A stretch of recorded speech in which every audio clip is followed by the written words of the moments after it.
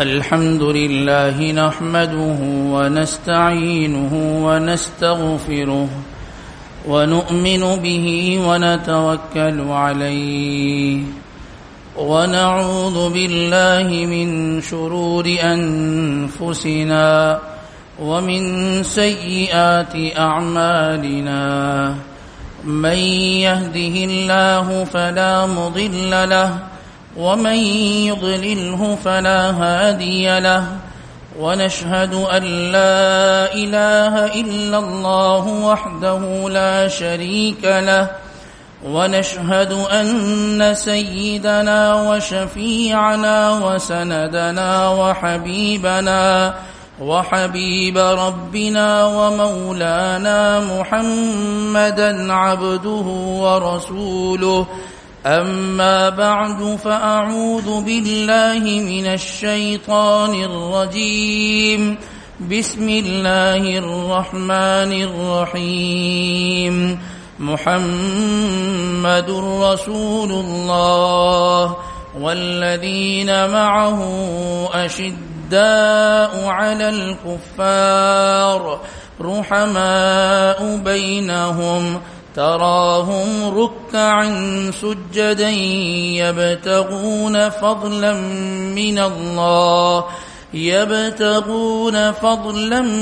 من الله ورضوانا سيماهم في وجوههم من أثر السجود ذلك مثلهم في التوراة ومثلهم في الإنجيل وعن عقبة بن عامر رضي الله تعالى عنه وعنهم قال النبي صلى الله عليه وسلم لو كان بعدي نبي لكان عمر أو كما قال النبي صلى الله عليه وسلم يا رب صل وسلم دائما أبدا على حبيبك خير الخلق كلهم بارك الله لنا ولكم في القرآن العظيم ونفعنا وإياكم بالآيات والذكر الحكيم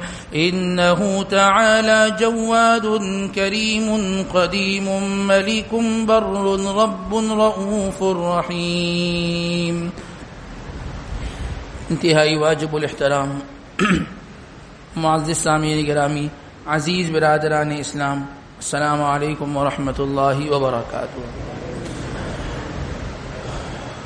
گزشتہ 2 دن قبل یکم محرم الحرام حضرت سیدنا عمر فاروق رضی اللہ تعالیٰ عنہ کی شہادت کا دن ہے۔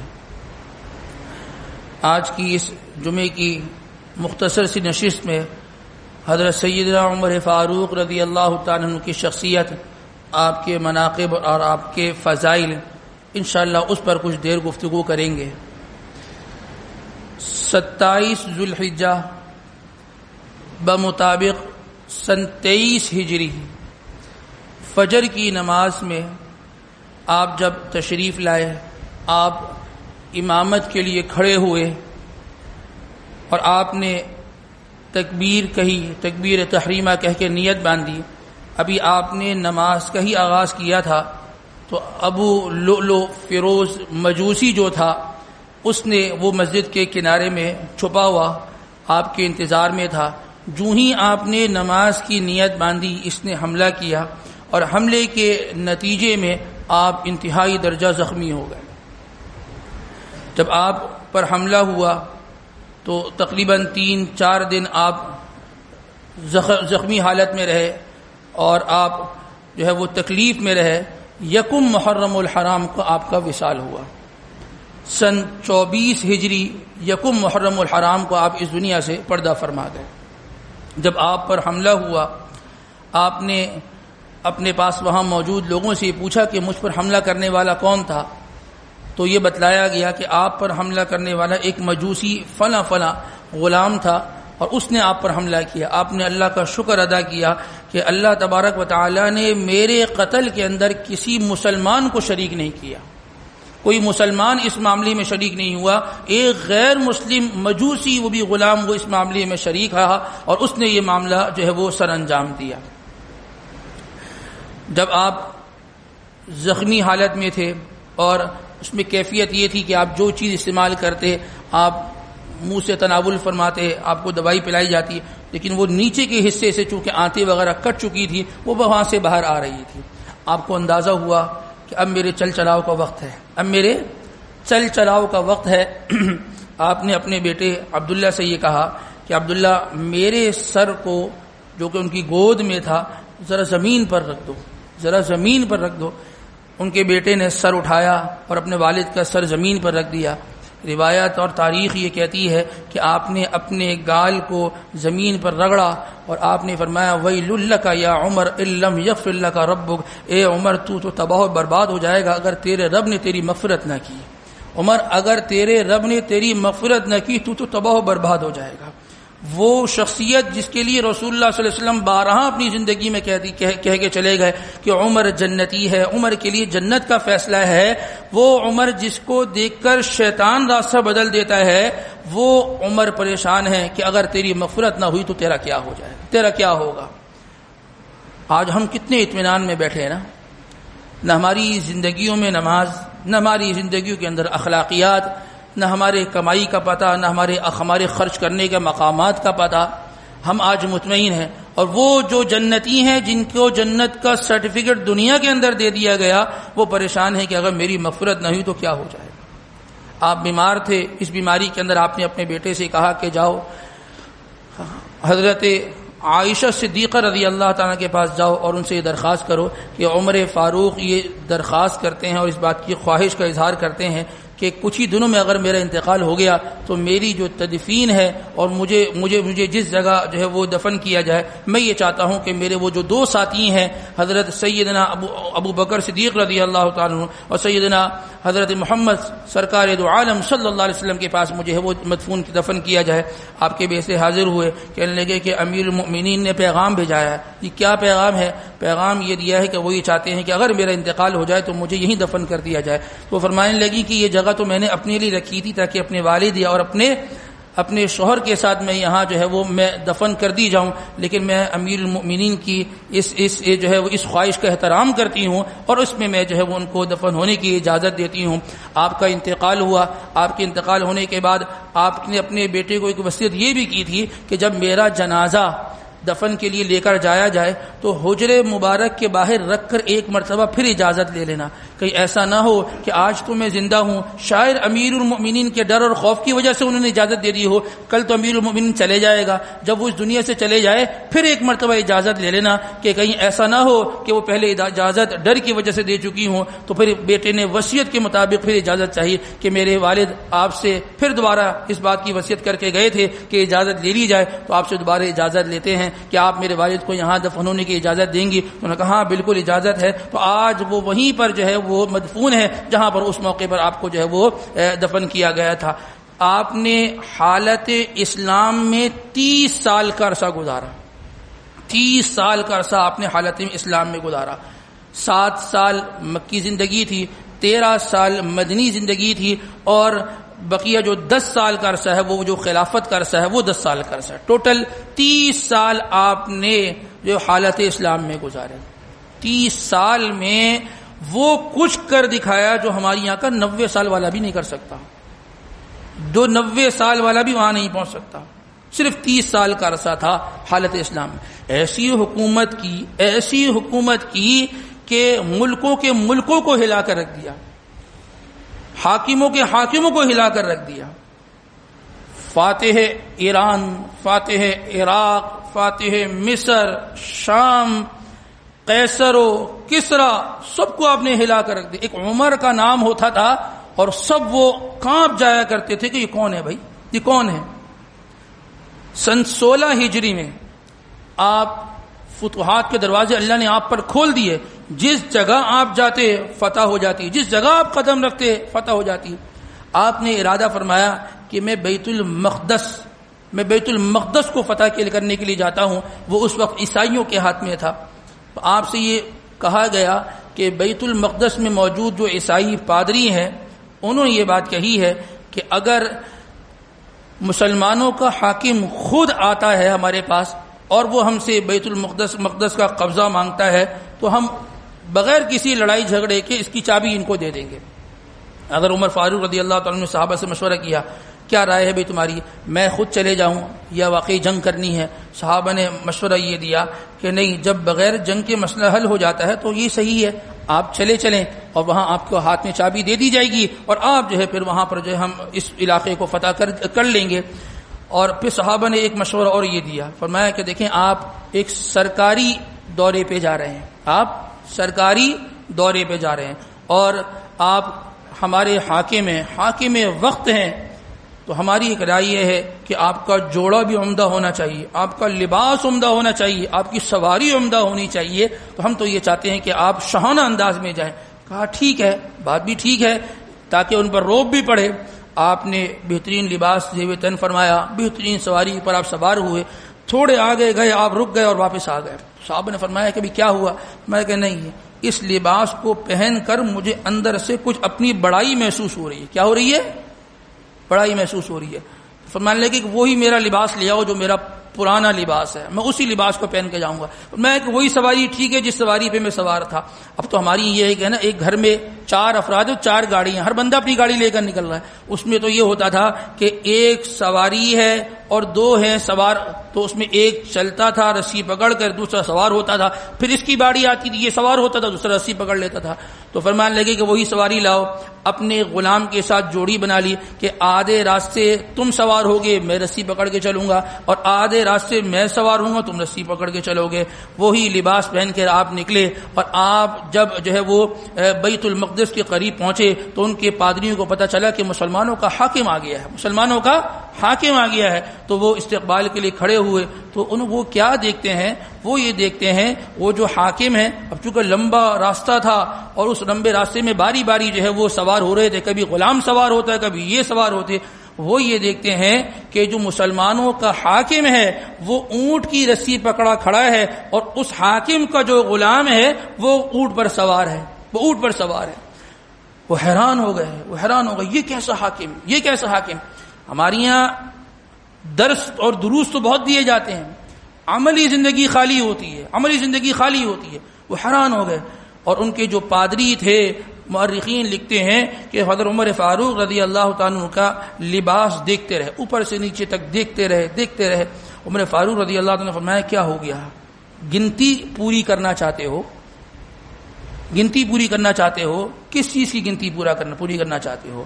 ان کا کہنا یہ تھا کہ ہم نے اپنی کتابوں میں یہ بات پڑھی ہے کہ بیت المقدس کو جو شخص فتح کرے گا اس کی سادگی کا عالم یہ ہوگا کہ اس کے کپڑوں میں 17 پیوند ہوں گے. وہ شخص ہوگا، 17 پیوند ہوں گے. ہمیں 16 پیوند تو نظر آ گئے، 17واں نظر نہیں آ رہا. عمر فاروق رضی اللہ عنہ نے اپنا ہاتھ بلند کیا، فرمایا کہ یہ 17واں پیوند ہے، یہ 17واں پیوند. یہ سادگی، یہ عاجزی، یہ انکساری. ان البذاذۃ من الایمان، سادگی ایمان کا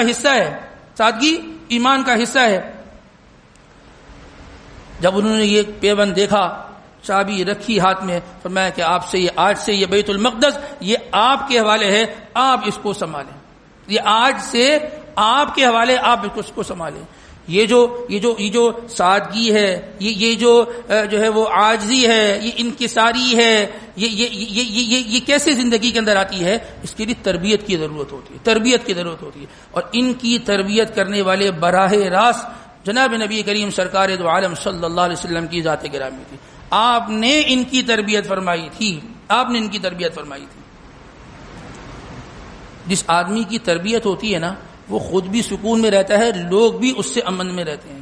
اور جو آدمی بگڑا ہوا ہوتا ہے نا، جس کی تربیت نہیں ہوتی ہے نا، وہ خود بھی اپنے آپ کو تباہ کرتا ہے، جہاں بیٹھتا ہے ان کو بھی تباہ کرتا ہے، گھر والے بھی اس سے پریشان ہوتے ہیں، جہاں کاروبار کرتا ہے، نوکری کرتا ہے، ان کو بھی پریشان اور تنگی کے اندر رکھتا ہے. تربیت بہت زیادہ ضروری ہے. تعلیم الگ چیز ہے، تربیت ایک الگ چیز ہے. تو فرمایا کہ جی تربیت کرنے والی ذات وہ محمد رسول اللہ صلی اللہ علیہ وسلم کی ذات ہے. اور تربیت بھی کیسے کی؟ بخاری شریف کی روایت ہے، کافی طویل روایت ہے. حضرت عمر فاروق رضی اللہ عنہ فرماتے ہیں کہ ایک مرتبہ میرے گھر میں رات کے وقت میں جب میں سو رہا تھا، ایک شخص آیا جو میرا پڑوسی تھا، انصاری پڑوسی تھا. اس نے آ کے زور زور سے دروازہ کھٹکھٹایا. تو میں نے اس سے دروازہ کھولا. میں نے پوچھا کیا ہو گیا؟ کیا شاہ غسان نے، ایک پڑوس میں ایک جو ہے نا وہ بادشاہ تھا، تو اس نے کوئی حملہ کر دیا؟ میں کہ نہیں، اس سے بڑی بات ہو گئی. اس سے بڑی بات کیا ہو گئی؟ فرمانے لگے بات یہ ہوئی کہ محمد رسول اللہ صلی اللہ علیہ وسلم اپنی زوجہ مطہرات سے ناراض ہو کر الگ ہو گئے. کوئی واقعہ ہوا، ایک طویل روایت ہے. فرماتے کہ میں مسجد نبوی گیا، میں نے اللہ کے نبی سرکار دو عالم صلی اللہ علیہ وسلم سے ملاقات کی. بہرحال اس موضوع پہ بھی میں نے بات کی، لیکن جو میں نے آپ علیہ الصلوۃ والسلام کا جو حجرہ تھا، اس حجرے کا میں نے جائزہ لیا. ایک غریب سے غریب آدمی بھی ہوتا ہے نا، اس کا جو بیڈ روم ہوتا ہے نا، اس بیڈ روم کے اندر بھی بڑی لوازمات موجود ہوتے ہیں. بیڈ ہوتا ہے، الماری ہوتی ہے، پنکھا شنکھا، ساری اتنی چیزیں تو سب کی یہاں ہوتی ہیں نا. فرماتے ہیں کہ جب میں نے محمد رسول اللہ صلی اللہ علیہ وسلم کے اس بیڈ روم کا جائزہ لیا، اس حجرے کا جائزہ لیا، فرمایا کہ جس چٹائی پر آپ آرام فرما تھے، میں نے یہ دیکھا کہ آپ کی قبر مبارک پر اس کھجور کی چٹائی کے نشانات تھے. فرماتے ہیں کہ میں نے یہ دیکھا ایک طرف کچا چمڑا رکھا ہوا تھا، ایک طرف میں نے یہ دیکھا مٹھی بھر جو بس رکھی ہوئی تھی، پڑی ہوئی تھی. میں نے دوسری طرف یہ دیکھا کہ ایک مشکیزہ تھا، اس کے علاوہ اور کوئی چیز نہیں تھی. فرماتے ہیں میری آنکھوں میں آنسو آ گئے، میری آنکھوں میں نے کہا کہ اے اللہ کے نبی، وہ قیصر و کسریٰ کے بادشاہ جو 100% باطل پر ہیں، جو 100% غلطی پر ہیں، نہ اللہ کو مانے، نہ اللہ کے نبی کو مانے، وہ تو عیش و عشرت میں رہے، اور آپ ہمارے حاکم ہو کر اس طریقے کی آپ زندگی گزار رہے ہیں. آپ ہمارے حاکم ہو کے آپ اس طرح کی زندگی گزار رہے ہیں. تو جناب نبی کریم سرکار دو عالم صلی اللہ علیہ وسلم نے جو تربیت فرمائی، 2 جملے ارشاد فرمائے. پہلے جملہ تو آپ نے یہ ارشاد فرمایا، پہلے تو آپ کے سینے مبارک پہ حضرت عمر رضی اللہ تعالیٰ کے سینے پہ ہاتھ مارا. فرمایا کہ اے عمر، اللہ تبارک و تعالیٰ نے ہمارے لیے جس چیز کا فیصلہ کر لیا، ہمیں اس چیز پر راضی رہنا چاہیے. اللہ کی تقسیم پر راضی رہو. کسی کو اللہ نے غریب بنایا، بس اللہ کا فیصلہ ہے. کسی کو اللہ نے امیر بنایا، اللہ کا فیصلہ ہے.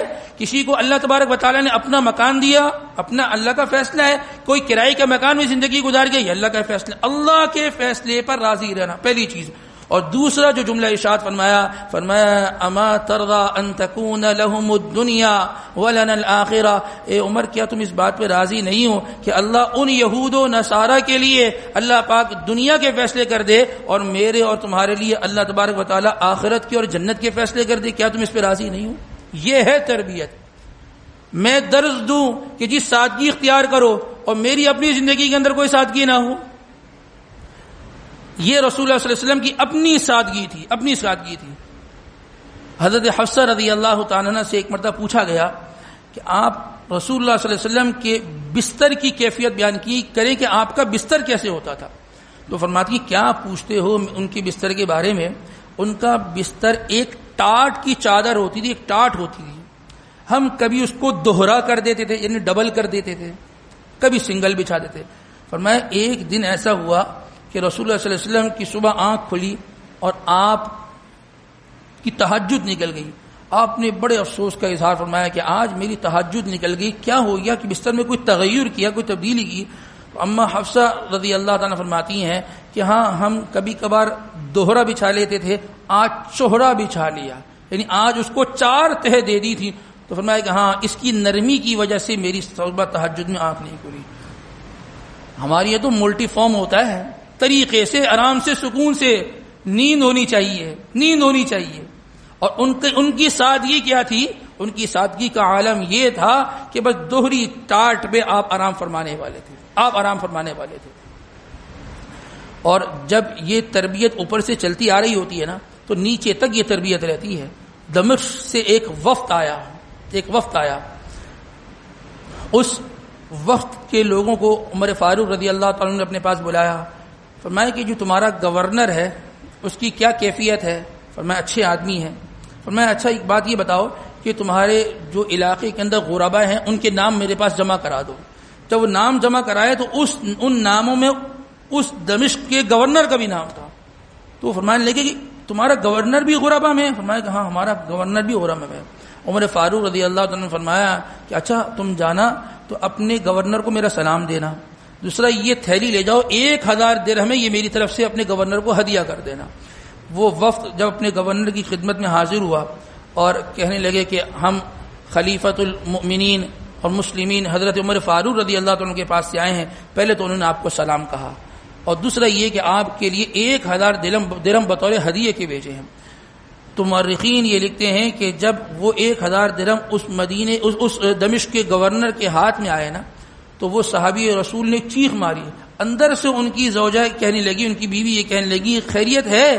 یہ آپ کی چیز سے ایسا لگا کہ ایسا تو نہیں کہ امیر المؤمنین حضرت عمر رضی اللہ عنہ کا انتقال ہو گیا؟ فرمایا کہ نہیں، اس سے بھی بڑی بات ہوئی ہے۔ کیا ہو گیا؟ وہ فرمانے لگے کہ ہمارے گھر میں اب دنیا آ گئی ہے، ہمارے گھر میں دنیا آ گئی ہے۔ کیا ہو گیا بھائی؟ امیر المؤمنین 1000 درہم کی تھیلی ہمیں بھیجی ہے، 1000 درہم کی تھیلی ہمیں بھیجی ہے۔ ہم تو کہتے ہیں، ہمارا تو مزاج ہی اور ہے نا، ہم کہتے ہیں کہ پیسہ ہوگا، مال ہوگا تو سب کچھ اوکے ہے۔ وہ کہتے ہیں نہیں، پیسہ آ گیا، مال آ گیا تو ہم تباہ ہو گئے۔ صبح کو یہ رقم ملی ہے، شام بعد میں ہوئی ہے، پورے دمشق کے غربا کے اندر 1000 درہم کو تقسیم کر کے فارغ ہو گئے، ختم، نمٹا دیا۔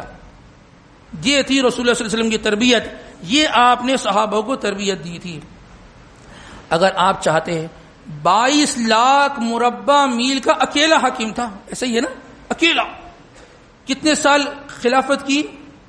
10 سال 6 مہینے 4 دن تقریباً بنتے ہیں۔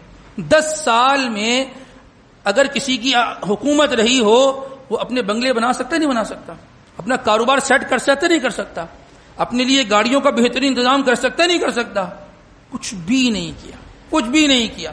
ایک غریب کی فکر، ایک گھر کی فکر رہتی تھی، ایک گھر کی فکر رہتی تھی، ہر ایک کی فکر کرنا۔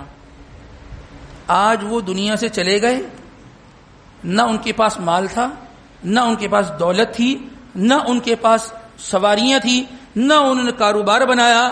کیا کیا؟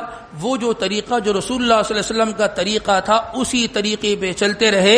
حضور کی اتباع کی وجہ سے آج یہ جو 1500 سال کا عرصہ گزر گیا، آج ہم جو یہاں بیٹھ کر ان کا نام لے رہے ہیں، وہ حضور کی اتباع اور ان کی سادگی کی وجہ سے لے رہے ہیں، نہ مال، نہ پیسہ، نہ دولت، اس وجہ سے نام نہیں لے رہے۔ تو اصل جو چیز ہے نا، وہ اصل چیز رسول اللہ صلی اللہ علیہ وسلم کی اتباع ہے، اور ان کے طریقے پر زندگی گزارنا اصل چیز یہ ہے۔ ایک موقع پر جمعے کے خطبہ دینے کے لیے کھڑے ہوئے، جو سامنے صحابہ موجود تھے نا، ان میں ایک صحابی نے آپ کا لباس دیکھا، تو روایت میں یہ بات لکھی ہے کہ 22 پیون لگے تھے۔ کتنے؟ 22 پیون۔ ہمارے کپڑوں میں ایک لگ جائے نا، ایک کی سلائی ہو جائے، شرم آتی ہے پہنتے ہوئے۔ 22، اتنی سادگی تھی، 22 پیون تھے۔ تو صحابہ نے آپس میں مشورہ کیا کہ ان کو تھوڑا سا کیا ہونا چاہیے، اپ گریڈ ہونا چاہیے، ہے نا، تھوڑا سا اپنے آپ کو تھوڑا سا اپ گریڈ کر لیں، تھوڑا سا کپڑے عمدہ ہوں، اعلیٰ ہوں۔ اب ان سے کرے کون بات کرے؟ میں کہ ہم تو بات نہیں کر سکتے۔ ہاں، یہ جو ازواج مطہرات ہیں نا، اگر یہ بات کریں گی تو انشاءاللہ یہ بات مان لیں گے۔ اما عائشہ صدیقہ رضی اللہ تعالیٰ کے پاس صحابہ گئے، حضرت حفصہ رضی اللہ تعالیٰ کے پاس گئے، ان سے بات عرض کی، انہوں نے کہا ہم بات کرتے ہیں۔ اما عائشہ صدیقہ رضی اللہ تعالیٰ وہ عمر فاروق رضی اللہ تعالیٰ کے پاس گئیں، اور انہوں نے جب دیکھا تو آپ یہاں کیسے؟ آپ بلاتی، یہ غلام حاضر ہو جاتا، میں حاضر ہوتا، آپ حاضر ہوئی ہیں، خیریت؟ آپ فرمائیں کیسے آنا ہوا؟ ابھی انہوں نے بات شروع ہی کی تھی کہ آپ اپنے آپ کو تھوڑا سا اپ گریڈ کر لیں اور اپنے معاملات۔ انہوں نے کہا دیکھیں، میں آپ کو ایک بات یہ عرض کر دوں۔ بات بھی کیسی بات کی؟ فرمایا کہ دیکھیں 3 دوست تھے۔ کتنے دوست تھے؟ 3 دوست تھے۔ ایک دوست نے اپنی زندگی گزاری سادگی کے اندر، قناعت کے ساتھ زندگی گزاری، اللہ نے اس کو منزل کو پہنچا دیا۔ دوسرا دوست وہ اسی طریقے پر اور اسی راستے پر چلا جس راستے پر پہلا دوست چلا تھا، چلتے چلتے چلتے وہ بھی اسی منزل پہ پہنچ گیا جس منزل پہ پہلا دوست پہنچا تھا۔ اب یہ تیسرا دوست ہے، یہ تیسرا دوست بھی اسی راستے پر چلنا چاہتا ہے جس راستے پہ وہ پہلے 2 دوست چلے تھے، اور یہی چاہتا ہے کہ یہ انہی اپنے دوستوں سے جا کر مل جائے۔ تو لہذا یہ جو راستہ، جس راستے پہ میں چل رہا ہوں، جو میرے پہلے 2 دوستوں کا راستہ ہے، اسی راستے پہ مجھے آپ چلنے دیجیے تاکہ میں اپنے ان دوستوں کے پاس پہنچ جاؤں۔ وہ راستہ جو رسول اللہ صلی اللہ علیہ وسلم کا راستہ تھا، جو راستہ ابوبکر صدیق رضی اللہ عنہ کا راستہ تھا، جو عمر فاروق رضی اللہ عنہ کا راستہ تھا، آج وہ راستہ بند نہیں، وہ راستہ کھلا ہوا ہے، لیکن اس راستے پہ چلنے والے اب باقی نہیں رہے۔ ادھر ادھر کے سارے راستوں پہ چلے گئے، وہ راستہ ابھی بھی میرے اور آپ کے لیے موجود ہے۔ اگر میں اور آپ آج بھی ارادہ کریں نا ان کے طریقوں پہ چلنے کے لیے، تو انشاءاللہ یہ دنیا بھی ہماری قدموں میں آ کے گرے گی، اور آخرت میں بھی اللہ تبارک و تعالیٰ کی ہمارا بڑا مقام ہوگا۔ اللہ تبارک و تعالیٰ ہمیں ان تمام تر باتوں پر کہنے سننے کے ساتھ ساتھ عمل کی توفیق نصیب فرمائے۔ وآخر دعوانا الحمدللہ رب العالمین۔